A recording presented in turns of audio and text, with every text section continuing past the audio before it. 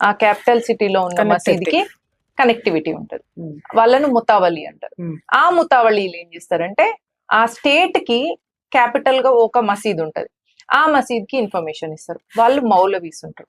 ఆ స్టేట్ నుంచి వెళ్ళి ఢిల్లీలో వాళ్ళ సెంటర్ ఉంటది, ఆ ఢిల్లీకి కనెక్టివిటీ ఉంటది.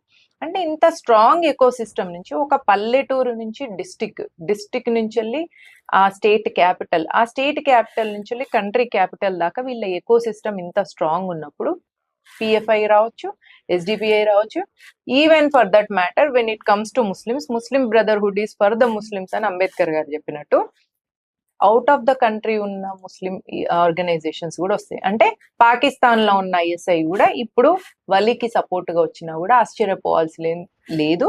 అప్పుడు సామాన్య ముస్లిం కూడా ముస్లిం గా చూసుకొని పాకిస్తానీ వాడిని కూడా ముస్లిం గానే కన్సిడర్ చేస్తాడు తప్ప పాకిస్తాన్ శత్రు దేశంగా కన్సిడర్